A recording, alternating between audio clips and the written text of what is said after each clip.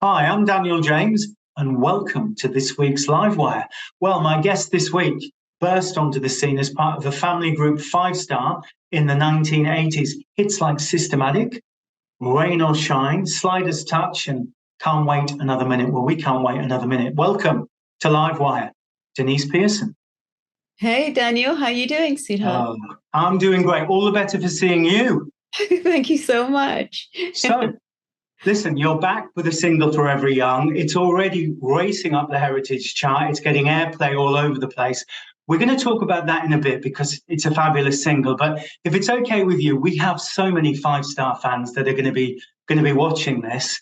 I just want to go back to the early days of when your dad Buster, fantastic dad Buster, and your mum Dolores. That moment when your dad was going to put the three girls together, and your mum says, "No, no, no, no, no.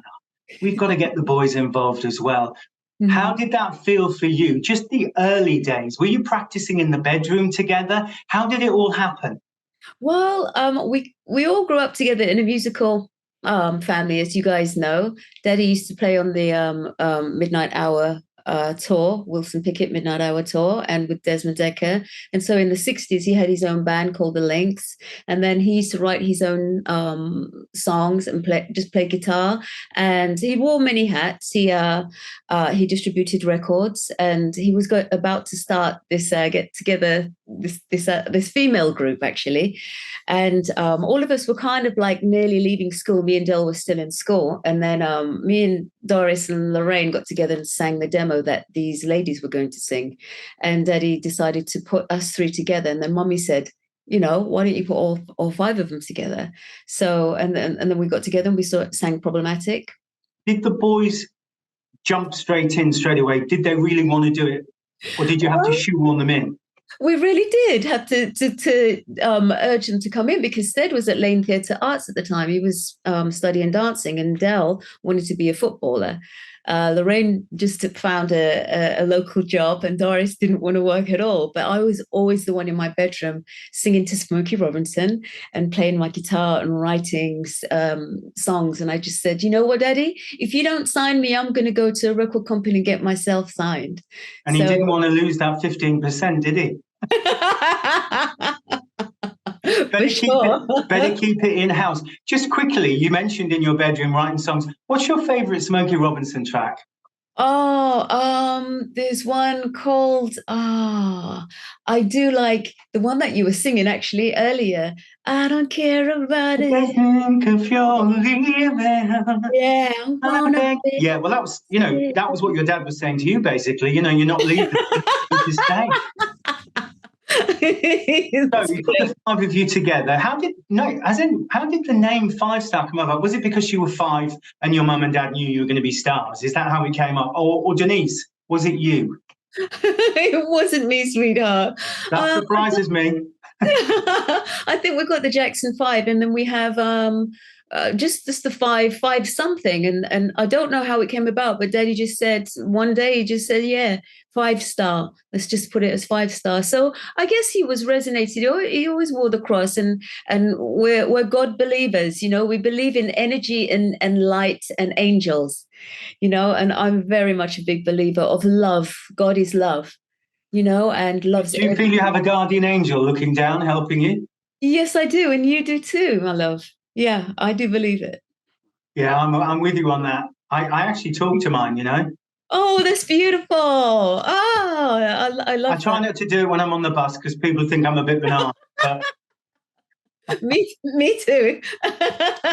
so listen, so the group of you got together. Now, I'm going to be really honest with you. I'm not digging for dirt, but Yeah. five siblings is sometimes a recipe for beauty.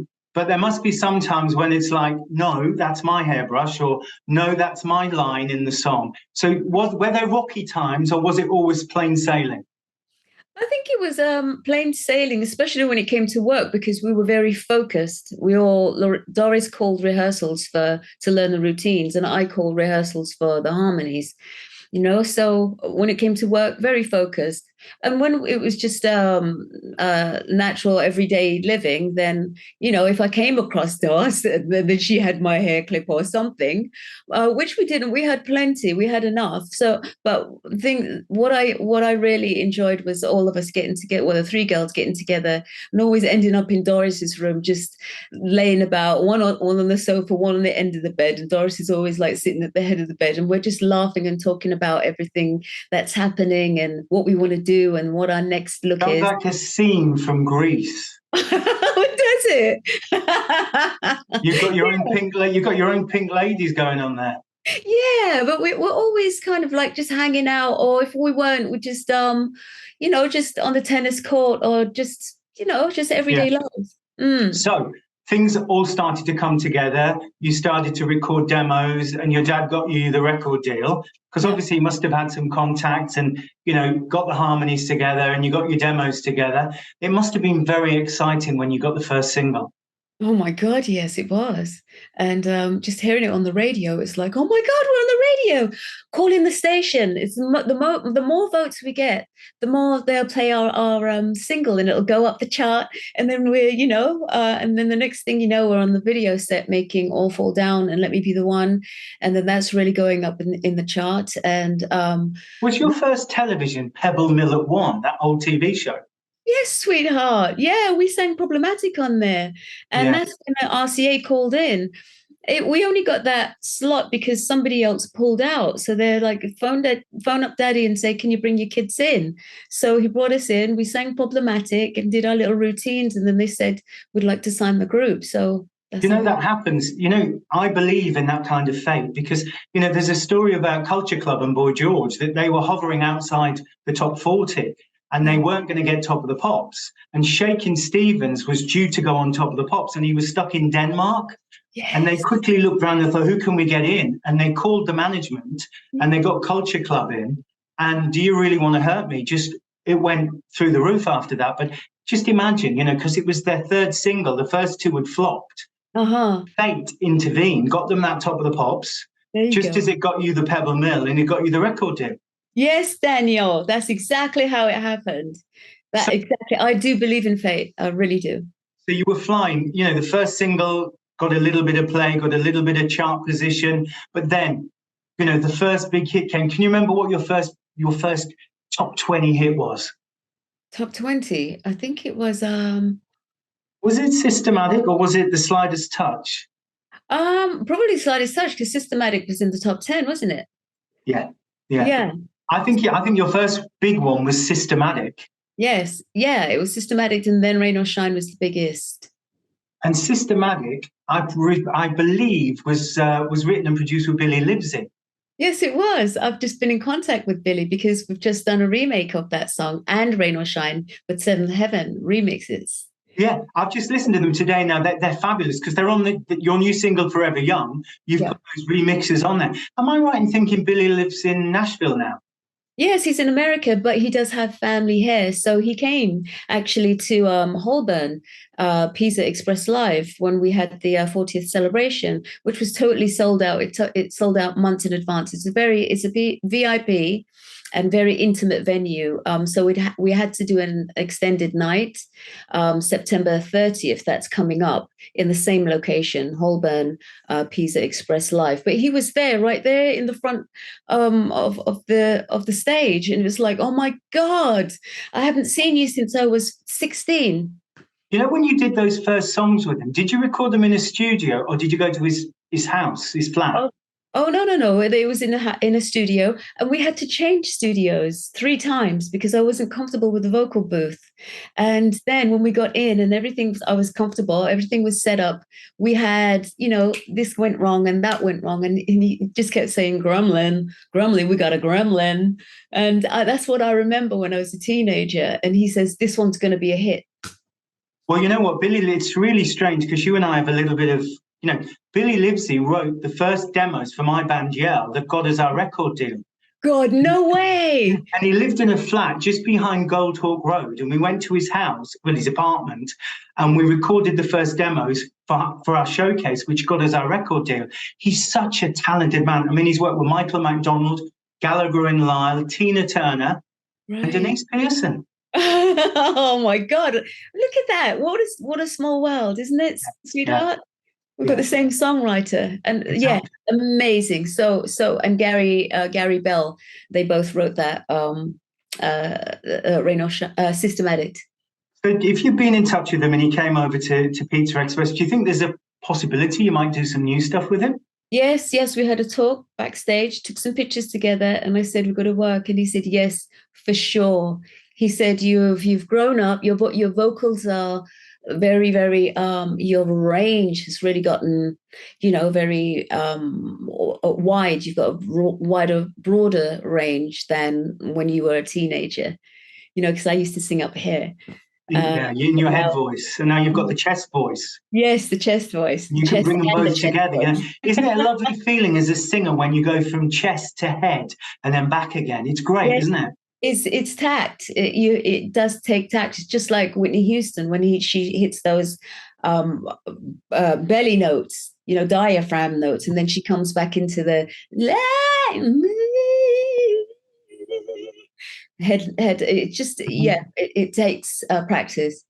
That's really fantastic. I mean, it's great to think that you might be working with him again. Especially as he wrote, Rain or Shine and your big hits. Yes, sweetheart. It was just an honor to have him there, just right there in the front row. And it's like, I just had to introduce him to the whole of the room, because if it wasn't for him and his imagination, I wouldn't be standing there and these people wouldn't be loving my music, Well, I was talking to Teresa Bizarre from Dollar last week. And of course, Trevor Horn was one of her big producers. And we were talking about how, some producers just bring some magic. And Billy Livesey with Rain or Shine, and Systematic, you really, you've got the voice and he's brought the lyrics, but also the magic in the studio, that extra special thing. Yes, and we've got to mention Pete Sinfield. He's a poet. And listen, he had a hit. I'm sure Pete Sinfield had a hit in the 70s with a song called I'm 18 with a Bullet. Okay, I'm sure that's the same writer, because he's the lyricist on Rain or Shine. He is Robin Hood and Major Tom, all the superheroes rolled into one, and I spoke to him the other day. So for the first time since I recorded the song, and he's like, it was just lovely to connect, because we had Billy in the studio, but I didn't get to meet Pete.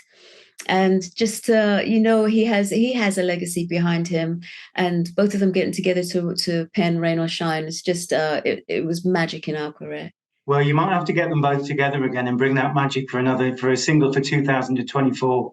Absolutely, I will work on it. That's the great thing about getting older in the industry. If you look after this muscle, yes, like you obviously have, if you look after this muscle, then you've got longevity. I mean, look at Tina Turner, look at Shirley Bassey, Olivia Newton-John. They took care of the muscle. Yes, sweetheart. And you're the first person that's called it a muscle. That's what I said in my interviews today. When you go to the gym to look after your legs, your body, but the vocal cords are muscles that if you don't look after them or train them or keep them nice and tight the way that they were back in the day, then they're going to be, you're going to drop a couple ranges or 10. Exactly. If like you and I, we hit the high notes, if we don't practice it, we lose those notes. Yes, we do. So that's why I practice 2 hours a day. I work out in the mornings, then I do vocals to Celine, Mariah, and Whitney, and then in the evenings I do a little more when my body is nice and warm here. So that's the gym. Do you use any other little tricks? Do you believe in steam or anything like that? Because steam's really good for the voice box as well. Yeah, well, I don't use steam. I think it will probably dry out my vocal cords. I like dairy, I like chocolate, I like oily foods that kind of like lubricate. You like to keep it lubricated. Okay. So listen, we've got to go back. We talked about Billy Livesey. We've talked about Systematic and Rain or Shine. I want to talk about working. Do you remember working with Michael J? Yeah, of course I do. Oh my God, Michael with his no, you work with him also. Michael J wrote a song for the Yell album, so One Touch Too Much. So we've got another connection here, Deneice. I mean, what's going on? Oh, I know. that's amazing. I love Michael. He follows me on Instagram. Well, And he's always on Twitter as well, because obviously he worked with Martika and yeah, Evelyn King, So that must have been. Did you record that in the States or did you record over here? it was out here. Yeah, in the studio in London. Yeah, we just got together. He was sitting there with his big brown curls, just young Michael J. And now I think he's living in America, isn't he? He's gone to Yes, Nashville. he always posts on Twitter and stuff, and he loves a tag. So when this interview goes out, we're going to have to tag him in. Oh gosh, yeah, big time, big time. So let's quickly go back, because you're in the charts. You're now established chart act. You're having hit after hit, and you're touring all over the world and stuff. How did that feel? Because to me, talking to you, you seem like a very together person. Like, you wanted the success, you planned it, you worked hard, and it came along. I mean, that doesn't happen for everybody. So you're then a few steps down the line and you've got the success. Was it everything you thought it would be? I didn't think about it at all. All when I heard the single on the radio, all I was thinking is, Mummy and Daddy never used to allow us to have chocolate, so all I was thinking about is buying loads of chocolate and going to America and meeting Michael Jackson. That was like, we're going to be so famous, we're going to buy loads of chocolate and go to America and meet Michael Jackson. And did you? Did you do those things? The chocolate thing we did, we manifested the chocolate thing because we got to go we got the country. I'm thinking too fast. We got the crunchy tour, and also got a tour of the Cadbury's factory, and then Doris got to meet Michael, and I got to meet Smokey. Well, Smokey Robinson, we can't. He's just a genius, isn't he? What a beautiful voice. Yes, and songwriter. I mean, genius. When you say genius, yes. I think, am I right in thinking, I don't know whether you realise this, but there was a Betty Davis Eyes. Mm-hmm. I have a feeling that he had a hand in that. Wow. And in America, I think it stopped him getting to number one. I think Betty Davis Eyes was number two, and he was number one, and he was number two. But can you imagine? You've written the song that's number one, and you're number two. Yes, I can imagine. I want that to happen to me. Yeah, I'd love that to happen to me. How is your writing going? I mean, what do you have a process, or does it just come to you when you're walking down the road? What does it work for you? So it just captures me. Sometimes I'm just sitting watching a movie at home. I chill out when I'm not preparing for a show and traveling. I just chill out at home watching a movie, and then sometimes it just comes to me because I'm right here with the energies, and it just comes to me. Get onto your logic and put this down. A melody just comes to me, just like Forever Young did. And that song was the quickest ever I've ever written a song. It just fell into my head, fell onto the computer. The lyrics just come together, everyone. Party time has just begun. People laughing, having fun. Do-do-do-do-do-do. Get a cocktail in your hand. And it was just a flow. And it's happening to me now. I've got the Christmas single prepared.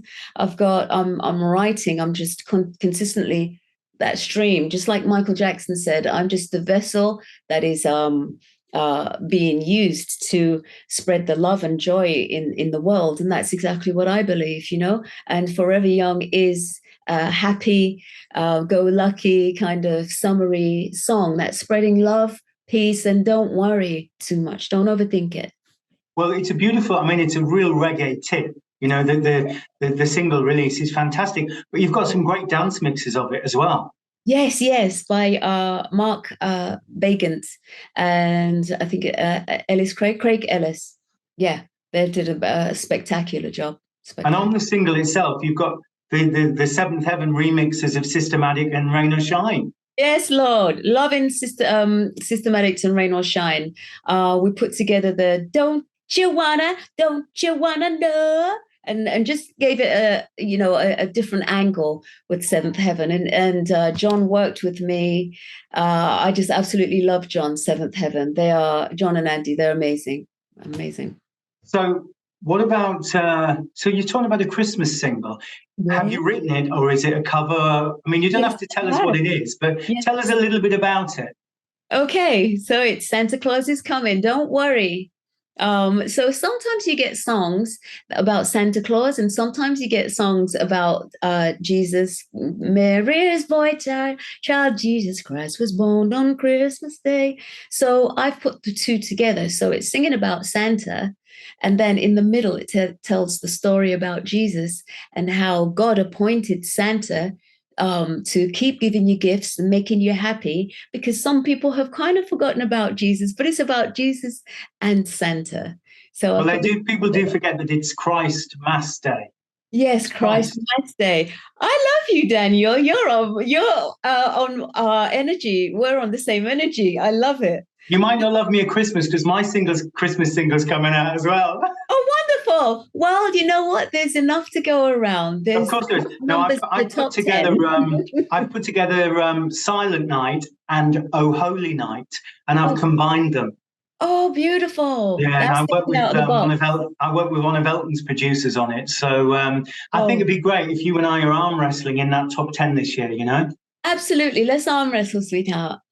Yeah. I'm sure we'll have fun. And I think also we need to. I think either we need to cover. I don't care what they think. We either need to do a duet of that or Summertime. Yes, yes, yes, absolutely. I do Wait, love Mr. Paganelli by Ella. how does that go? Remind me.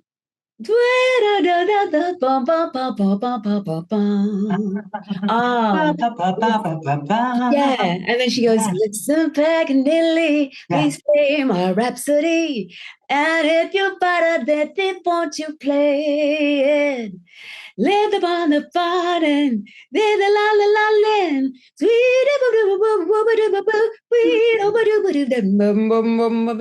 Sweet, yeah, yeah, You beautiful. are you planning something to do with jazz? Have you got something in the pipeline? You know, I learned all of these songs because I was going to do an R&B jazz show. Mm-hmm. And that's the reason why I moved over to Harrogate up north, because my team was up there.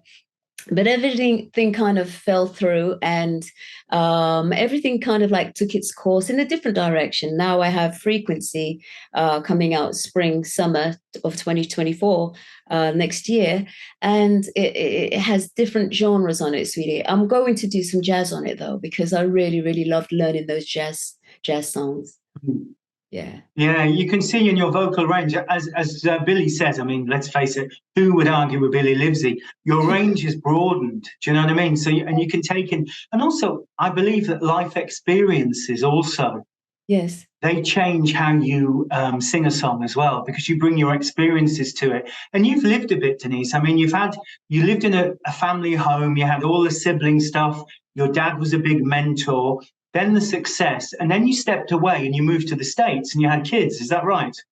That's correct, sweetie. Got married, had my children, got How did it divorced, and came back. feel switching off from the industry? Was that easy or was that difficult? It was easy because I wanted to. I wanted the white picket fence, and I wanted the kids. I wanted the husband, and I got exactly what I wanted, my boy and my girl.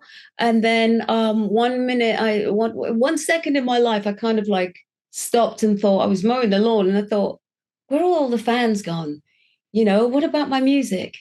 And so I don't know what happened, but my marriage didn't really work out. So I got a divorce, came back home, took the kids, and just started back in the music again.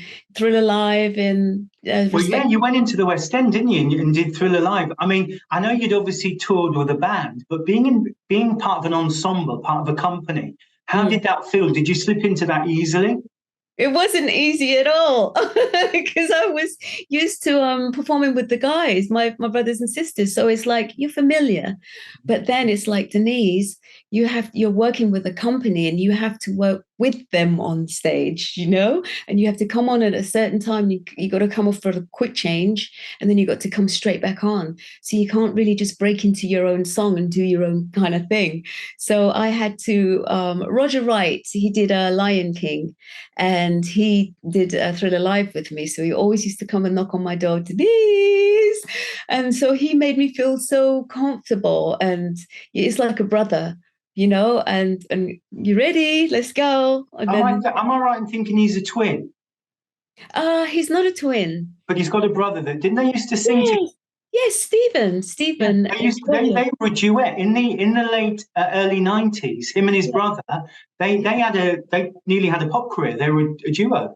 Yes, yes. So he told me, in the 90s we were in the States, so I didn't see him, but Yeah, I got to work with him, and then I found out that he was Simba in The Lion King, and we talk every day. We talk every day. He's such a great guy, such a bubbly guy. Lovely. yeah, they're both lovely chaps. So did you have to have a little quiet word with yourself? Because obviously, like you say, you go on stage and you have to, everything's timed. It's a different discipline, isn't it, to performing live, you know? You Yes. can't step out and suddenly be yourself and ad lib, you know? Yes, I did once in the show, and the director said, "So when we had to sit around for notes, and he said, so Deneice, this section, you kind of like did a little bit more here," and I said, "I just went with the moment, sweetheart. I just went with the moment." And he But said, "You can't go with the I was moment. going to It's say, I bet you a didn't different do it show." again, did you? I didn't do it again, but I felt like doing it. Well, you know what you've got to remember is, and I've been on in theatre things myself. Is you've got to think about the other people on stage because if you suddenly pop out and do a bit of the moment, they're Yes, looking at each other thinking, "Well, where do we come in? You know, where's our yeah, cue?" You know what I mean? absolutely. So I had to put my team head on. Yeah, but you know, a good experience. I'm sure you learned a lot from that, and it probably vocally maybe broadened you out as well. Yeah, because I was singing Michael songs. I can't believe how high he sang because I wasn't a Michael fan. Doris was a Michael fan. Lorraine was a Michael fan. I was sitting in my room kissing Smokey Robinson's album cover till the lips wore off. But when they asked me to come in to Thriller Live, it was like, oh my God, the way that the height, and Yeah. the rhythm, and he's dancing. It's like, I am a Michael fan, baby. That's Well, why the world loves him. but to be Woo! able to do the vocal and the moves at the same time, because he's moving the bottom part of the body, the lungs are working the voice and giving the energy for that. So that must have kept you very fit. Did you up your fitness for that? I don't think so because the routines kept us really fit and they I bet you could stuck. eat any. I bet you could eat anything you liked while you were in that show. Well, you know what? I wish I could, sweetheart, but I couldn't. I only had a little bit of tuna just to kind of like get me through because I had to stay trim. I had to wear that little tiny dress in the way you make me feel like she wore in the video, and the boots and the little jacket. So you had to keep that figure. You have to. I was working out as soon as I before the show and then after the show on the tour. So I was eating oranges. Little tiny bit of tuna, little tiny, like a fistful, not even a fistful, tiny bit with some vegetables, you Because you know. can't go on stage. People at home don't realise you can't go on stage with a full tummy. It'll just come out. It will come out, and especially with Michael's songs because it was very high and way making me feel. And it's like go, and then Yeah. yeah, you would, but and your poochie tummy in that little tiny dress. No, I mean, obviously that you had to be very careful what you're eating because you need the energy as well to keep going. As yeah, have you ever suffered from any, struggling with eating and stuff? Because you've always had to be front and yeah, center and wear skimpy outfits of your choice. yeah. Have you ever struggled keeping the weight down for that kind of thing, or was it, did it flow? Yes, sweetheart. I think I am a kind of yo-yo kind of because you have to. That's all part and package of the industry. As you know, is Mhm. the image. So as you see in Whenever You're Ready video, I'm stick thin. It's like 15-inch waist, and then in Brand New World, they had to stretch the video. And so it's been kind of hard. Sometimes even now when I do shows right now I'm kind of like fasting a little because it's very good for the system, and then I eat my salads and I eat my quinoa, and I'm turned Can I vegan. just ask you a little question? When you say you do the fasting, are you a kind of 6 p.m. to 12 noon overnight faster? When are your hours for fasting? Because people do different fasts. Yeah. I just do when if I'm not working and I don't need all that energy, I do have juices, and I do like a lemon cleanse or a lymphatic tincture cleanse. And so it just, when I feel that I need to do it, then I just do it. I don't do it from 6 to anything, or I don't time it. It just comes when I feel I need When to your do it. body feels it needs to. Yeah. Yeah. Just quickly going back to the Michael Jackson thing, I've got to ask you. I know you said you were a Smokey fan, and I can't stop. It's in my head now. Some people say, like love, I am. I can see you singing it.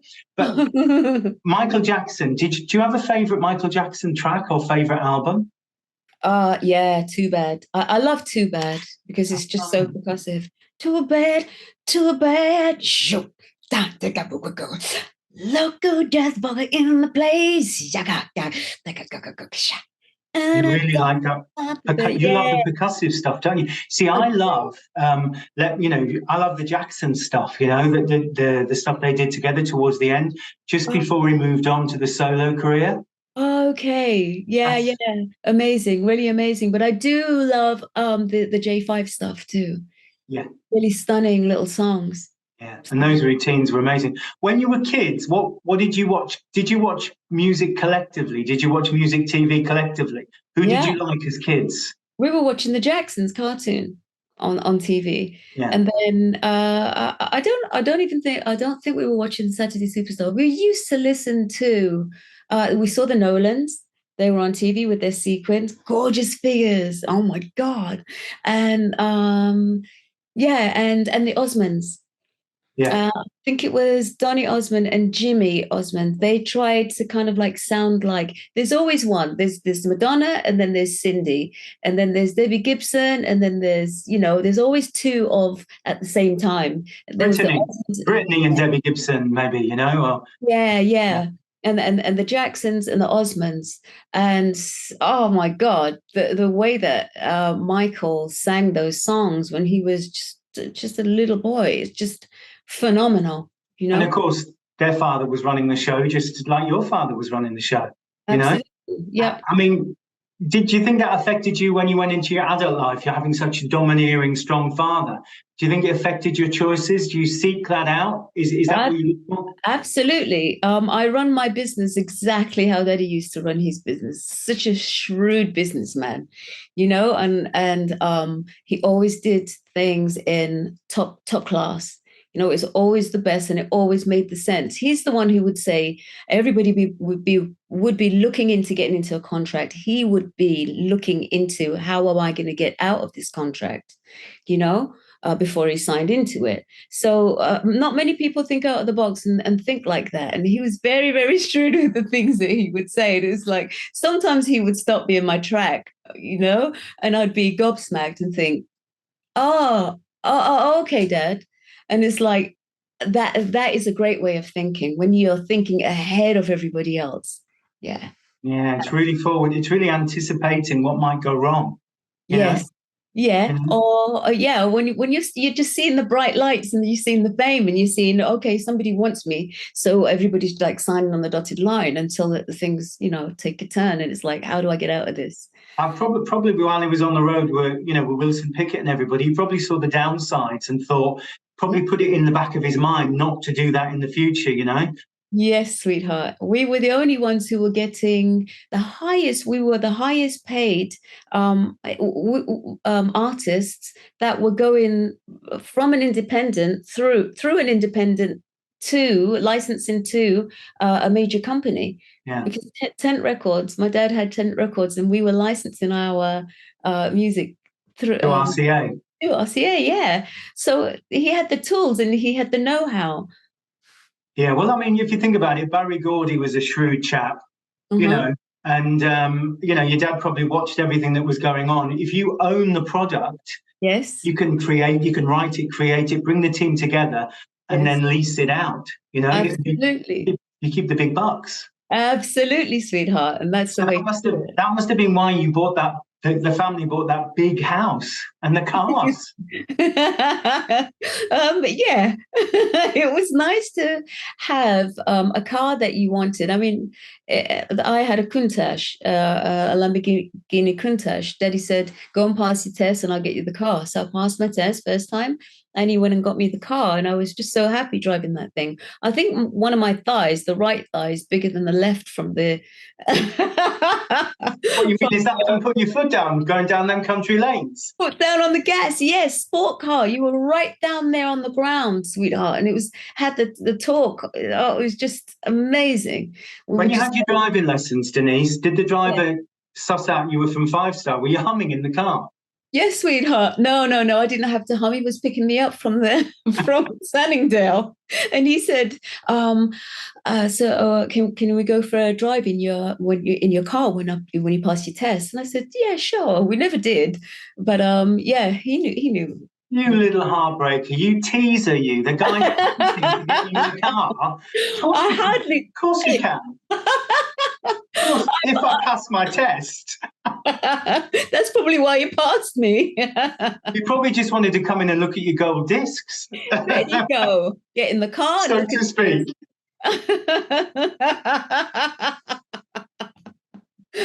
Okay.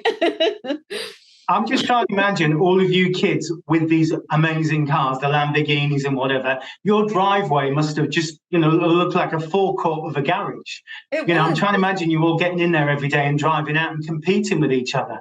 It was basically, sweetheart. I would back the Lamborghini into the Ferrari, Loretta's Ferrari, and kind of like crush it. Did she know you did that? No, I just silently parked. Well, not silently. That car isn't silent at all. I just parked my car back in the spot where it was and didn't say anything. No wonder you had a fallout. Yeah, that was MTV Cribs back in the day before MTV Cribs started. That's the one thing your dad missed out on. You should have been the first reality family, because if you filmed all that stuff with you in your bedroom with your hairbrush.